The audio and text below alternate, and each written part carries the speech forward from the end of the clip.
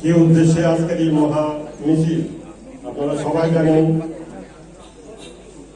বিশ্বের মানবতা বারবার লাঞ্ছিত হয়েছে, কিন্তু বাংলাদেশে একটা সরকার বদলের জন্য আন্তর্জাতিক চক্রান্তে এবং সরকার ক্ষমতাচ্যুত হওয়ার পর যে নৈরাজ্য চলছে, এরকম নৈরাজ্য বিপ্লবের ইতিহাসের পর যতগুলি বিপ্লব হয়েছে সবই ইতিহাস আমি কাটাছাড়া করেছি, কিন্তু এরকম নৈরাজ্য কোনো দেশে হয়েছে বলে আমার জানা নেই। একটা জঙ্গলের রাজত্ব কায়েম হয়েছে বাংলাদেশে, তার শিকার কারা হচ্ছে? তার শিকার হচ্ছে সংখ্যালঘুরা।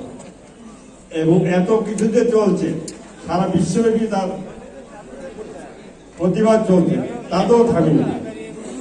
কালকেও এটি ঘটনা করেছে, যেন শিক্ষিকারা তাকে স্কুলে ঢুকতে দেয়নি, সে খাতা সিগনেচার করতে গেলে তার কাপড় চোপড় খুলে তাকে টেনে এসে বের করে দেয়।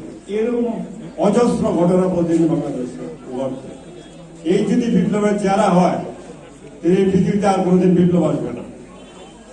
আজকে আমরা এক্ষুনি শুরু করতে যাচ্ছি। আপনারা যারা মানবতাবাদীরা এই মহামিছিলে অংশ নিয়েছেন, সবাইকে, অন্যান্য সবাইকে কৃতজ্ঞতা জানাচ্ছি আমরা।